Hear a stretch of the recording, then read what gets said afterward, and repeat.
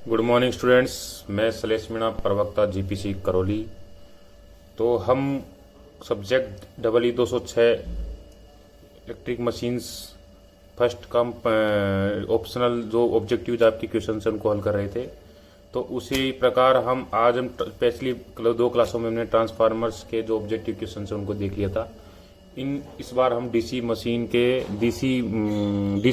के जितने भी ऑप्शन ऑब्जेक्टिव क्वेश्चन है उनको हम थोड़ा देख लेंगे और उससे रिलेटेड थ्योरीज के बारे में भी समझ लेंगे। ठीक है, तो आज इस डीसी मशीन्स के अंदर जो पहला क्वेश्चन है हमारे पास वो ये है कि which DC motor is generally preferred for cranes and hoist. तो स्टूडेंट्स, जो डीसी मोटर्स होती हैं वो जनरली कौन सी डीसी मोटर है जो क्रेन्स और होइस्ट के लिए यूज की जाती है? Crane and hoist. देखो, हमारे पास कई प्रकार के लोड्स होते हैं। लोड्स डिपेंड करते हैं उनके टॉर्क और स्पीड के बीच में क्या संबंध है। ठीक है, तो हमारे पास जैसे कि ये वो लोड जिनके अंदर जो हाई स्टार्टिंग टॉर्क चाहिए, हाई स्टार्टिंग टॉर्क मतलब कम स्पीड पे अधिक टॉर्क की आवश्यकता पड़ती हो, तो उन टॉर्क जैसे कि उनका हमारे पास जो ग्राफ बनेगा वो इस तरह से बनेगा। ये टॉर्क और ये स्पीड के बीच में जो रिलेशन है वो इस तरीके से होगा, इनवर्सली प्रोपोर्शनल के रूप में। तो हमें कम स्पीड पे अधिक टॉर्क मिले ऐसी कोई मशीन, ऐसे जो मोटर्स जो यूज ली जाती हैं वो डीसी सीरीज मोटर्स होती हैं, जिनमें हमारे पास हाई स्टार्टिंग टॉर्क मिलता है, लेकिन अधिक स्पीड बढ़ाने पर जैसे ही हम स्पीड बढ़ाते हैं टॉर्क में कमी हो जाती है।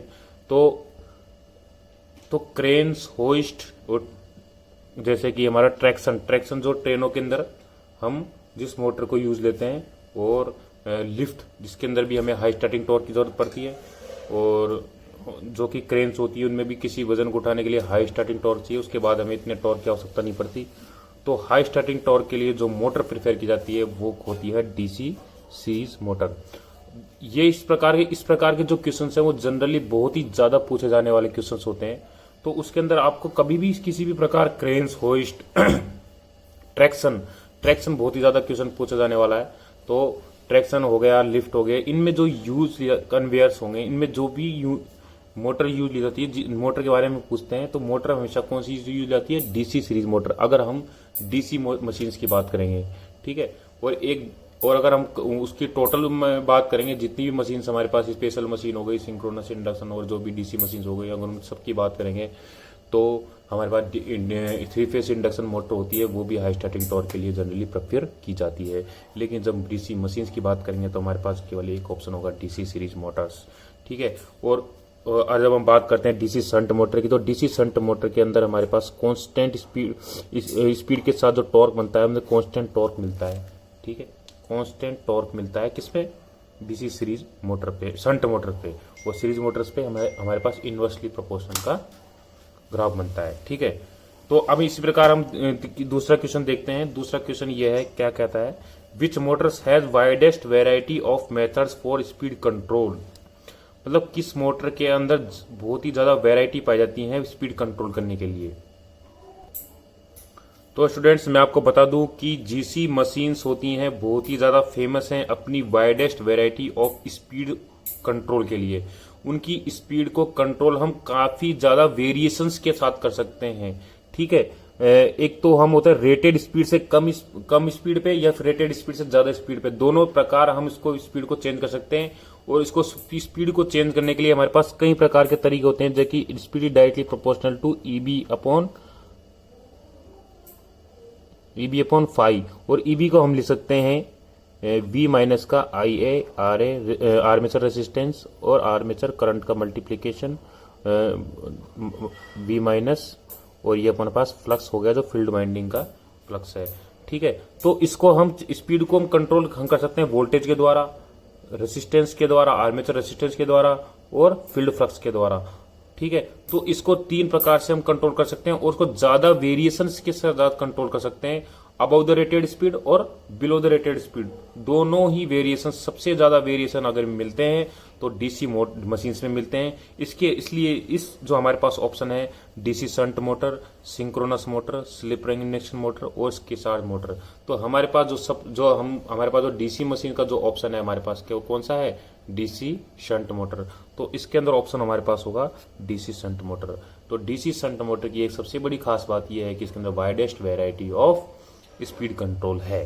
ठीक है, स्पीड कंट्रोल करने के कई तरीके हैं और कहीं ज्यादा हम वाइड हमारे पास वेरिएशन है स्पीड कंट्रोल करने के, मतलब रेंज ज्यादा है कि हम काफी ज्यादा स्पीड को हम कंट्रोल कर सकते हैं, जीरो से लेके बहुत बिलो द रेटेड स्पीड से अबव द रेटेड स्पीड तक। ठीक है, तो डीसी शंट मोटर हो गई। जबकि दूसरी प्रकार की मशीनों में हमारे पास इतनी ज्यादा वेरिएशंस नहीं पाए जाते, स्पीड को आप एक लिमिट में ही कंट्रोल कर सकते हो, जैसे कि आपको जैसे कि 300 आरपीएम से 800 आरपीएम तक बीच में, मतलब इसी प्रकार। ठीक है, 100-200 आरपीएम का इंतर आता है, उसी के बीच में आप इसको केवल वेरिएशन कर सकते हो। सिंक्रोनस मोटर में से हमारे पास वेरिएशन बहुत ही कम होते हैं स्पीड कंट्रोल करने के लिए। ठीक है, तो इसी प्रकार अब हम देखते हैं तीसरा क्वेश्चन हमारा, for the battery charging which of the following DC generators is used. तो जो बैटरी होती है, हम जानते हैं बैटरी एक डीसी ही प्रदान करती है, डीसी हमें करंट प्रदान करती है और डीसी ही लेती है चार्ज होने के लिए। तो डीसी हम अगर उसको चार्ज करेंगे तो हम कौन सी मोटर यूज लेंगे, डीसी मोटर यूज लेंगे। ठीक है, अब डीसी मोटर के अंदर कौन सी मोटर यूज लेंगे ताकि हम बैटरी चार्जिंग को ज्यादा अच्छे से कर सके, तो हम एक ऐसी मोटर का यूज करेंगे ऐसी जनरेटर का यूज करेंगे बैटरी चार्जिंग के लिए जिसके अंदर वोल्टेज का वेरिएशन कम से कम हो। ठीक है, तो वोल्टेज वेरिएशन सबसे कम हमारे पास कौन सी मोटर पाए जाते हैं, डीसी शंट मोटर में पाए जाते हैं। उसका ग्राफ हमारे पास कुछ इस तरीके से बनता है कि जैसे जैसे हम करंट का मान बढ़ाते हैं लेकिन इसके अंदर वोल्टेज में मान बहुत ही कम वेरिएशन होता है, होता जरूर है लेकिन बहुत कम वेरिएशन होता है। इसलिए हम जनरली कौन सी मोटर प्रेफर करेंगे, कौन सी जनरेटर प्रेफर करेंगे, डीसी शंट जनरेटर हम प्रेफर करेंगे डीसी मशीन के अंदर। ठीक है, तो अब इसी प्रकार हम क्वेश्चन नंबर 3 हमने देख लिया है। क्वेश्चन नंबर 4 देखेंगे डीसी मोटर का, डीसी मशीन का।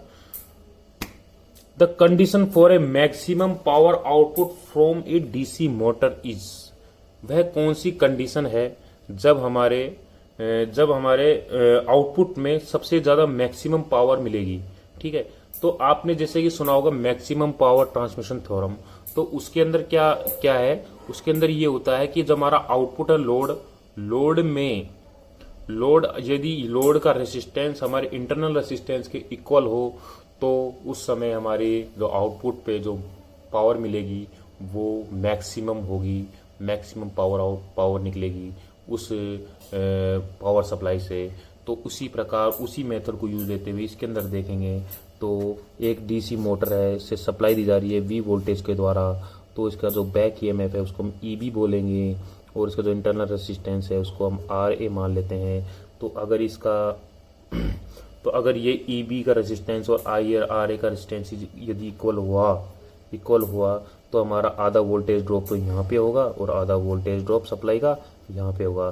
तो उस समय maximum power transmission theorem, maximum power transfer के लिए हमें कौन सी कंडीशन फुलफिल करनी पड़ेगी, ईबी बराबर V by two, back EMF is equal to supply voltage by 2। तो ऐसा कौन सा ऑप्शन है हमारे पास, ऑप्शन नंबर बी। तो हमारा करेक्ट आंसर कौन सा हो गया, ईबी बराबर V by 2।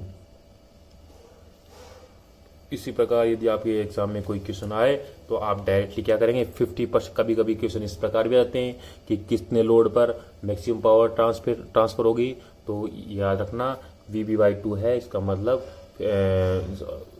50% of the full supply, 50% of the supply voltage. ठीक है, तो 50 इस प्रकार भी पूछ लिए जाते हैं।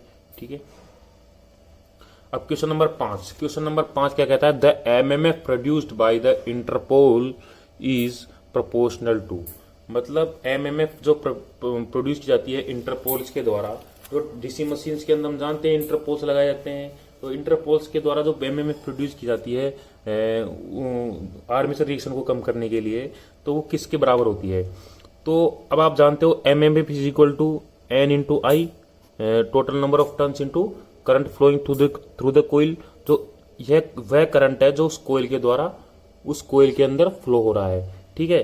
तो अब जो इंटरपोल्स के अंदर जो कोइल्स हैं उसके अंदर करंट कौन सा करंट फ्लो होता है? आर्मेचर करंट फ्लो होता है या फिर फील्ड करंट फ्लो होता है? हमें ये देखने की जरूरत है। तो अब आप देखिएगा कि हमें ये बात ध्यान में रखिएगा कि जो इंटरपोल्स के अंदर जो कोइल्स हैं वो हमेशा आर्मेचर की सीरीज में लगाई जाती है ताकि हम उसके जो आर्मेचर का रिएक्शन को उसी प्रोपोर्शन में क्या कर सकें, कैंसिल आउट कर सकें, कम कर सकें, ठीक है। तो फिर ये किसके सीरीज में लगाई जाएंगी, किसके प्रोपोर्शनल होनी चाहिए? आर्मेचर करंट के प्रोपोर्शनल। तो आर्मेचर करंट के लिए तो ये जो करंट है वो किसके प्रोपोर्शनल हो गया? आर्मेचर करंट के। तो इसकी एमएमएफ किसके बराबर हो गई, किसके प्रोपोर्शनल हो गई? आर्मेचर करंट के। तो हमारा ऑप्शन कौन सा हो गया? ऑप्शन हमारा बी क्लियर हो गया। तो इस क्वेश्चन के लिए इसको सॉल्व आउट करने के लिए आपके दिमाग में ये बात बिल्कुल क्लियर होनी चाहिए कि जो आर्मेचर जो हमारे इंटरपोल्स लगाए जाते हैं आर्मेचर रिएक्शन को कम करने के लिए डीसी मोटर्स या जनरेटर्स में, तो उसमें जो करंट फ्लो होता है वो वही कंडक्टर होता है जो आर्मेचर में करंट फ्लो करा रहा है, ठीक है। उसी की सीरीज में हम क्या लगाते हैं? इंटरपोल्स की कोइल्स को लगाते हैं। तो हमारा जो करंट है जो उसमें बह रहा है आर्मेचर में, वही करंट किसमें फ्लो होगा? इंटरपोल्स में फ्लो होगा। तो कौन सा करंट होगा इसमें? आर्मेचर करंट, ठीक है। तो स्टूडेंट्स इस प्रकार हमारे क्वेश्चंस हमें हल करने हैं, ठीक है। तो क्वेश्चन नंबर 6 देखिए। तो क्वेश्चन नंबर 6 क्या कह रहा है? मैच द फॉलोइंग ऑप्शंस को मैच करने का हमारे पास क्वेश्चन आते हैं इस प्रकार के। तो उसके अंदर हमें क्या है कि जिस प्रकार दो ऑप्शन दे रखे हैं और दो हमारे पास क्या दे रखे हैं? आंसर दे रखे हैं। तो हमें मिलान करना है कि कौन से का लिए कौन सा ज्यादा सूटेबल रहेगा, ठीक है। तो डीसी सीरीज मोटर्स होती हैं। तो डीसी सीरीज मोटर्स किसके लिए जानी जाती हैं? आपको मैंने पहले भी बताया है कि डीसी सीरीज मोटर जानी जाती हैं अपने हाई स्टार्टिंग टॉर्क के लिए है। हाई स्टार्टिंग टॉर्क के कारण ही डीसी सीरीज मोटर का उपयोग ट्रैक्शंस में यूज लिया जाता है। ट्रैक्शंस मतलब ट्रेनों के अंदर जो यूज ली जाती है, जो इलेक्ट्रिकल इंजन होते हैं हमारे पास ट्रेनों में, तो उनमें जो मोटर यूज आती है वो डीसी सीरीज मोटर होती है। और क्रेन्स में, होइस्ट में, इस प्रकार जो भी हमारे पास लोड्स हैं जिसमें कि हाई स्टार्टिंग टॉर्क की आवश्यकता पड़ती है, उसमें डीसी सीरीज मोटर्स काम ली जाती है। तो इसका डायरेक्ट हम इसको किससे मिलान करेंगे? नंबर 2 से। इसका मतलब हाई स्टार्टिंग टॉर्क का संबंध किससे है? डीसी सीरीज मोटर से। तो डीसी सीरीज मोटर का मैंने आपको ग्राफ भी बना के समझाया था कि दोनों एक दूसरे के टॉर्क और स्पीड एक दूसरे की क्या होती है? इनवर्सली प्रोपोर्शनल होते हैं। अब इसी प्रकार देखिए ये नंबर बी क्या कह रहा है। अगर ये आपको मिल गया, आपको अगर ये कंफर्म है कि ए का दूसरा होगा, तो फिर ये आपको बिल्कुल ऑटोमेटिक कंफर्म हो जाएगा। इसलिए इस प्रकार क्वेश्चन में आपको एक हिंट ही आपको पूरे क्वेश्चन को सॉल्व करने में मदद कर सकता है, ठीक है। तो डीसी शंट मोटर हो गई। अब डीसी शंट मोटर का आपने ग्राफ समझ लिया। तो उस ग्राफ के अंदर क्या होता है कि एक जो टॉर्क है जो स्पीड के साथ क्या होता है?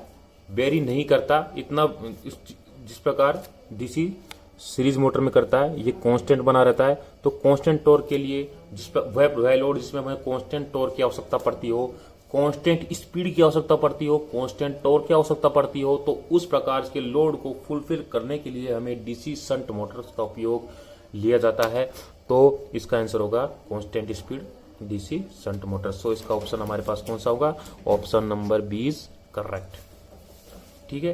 तो दोस्तों इसी प्रकार हमारे क्वेश्चंस हम इसी प्रकार हल करते रहेंगे। और ये जो क्वेश्चंस है ना, एक क्वेश्चंस को हल करने से हम ये नहीं कि हम उस एक ही क्वेश्चन को हम पढ़ चुके हैं, बल्कि उससे रिलेटेड हम थ्योरी और उसी से संबंधित कई और क्वेश्चंस भी हम हल कर लेते हैं, ठीक है। तो मैंने भी जिस प्रकार क्वेश्चंस को ऑप्शनल ऑब्जेक्टिव हल करके देखे हैं, तो मैंने एक क्वेश्चंस को कई बार रिपीट होते देखा है। और अगर वो क्वेश्चन रिपीट नहीं हो रहा है तो कोई बात नहीं, लेकिन अगर उससे संबंधित थ्योरी भी समझ ली जाए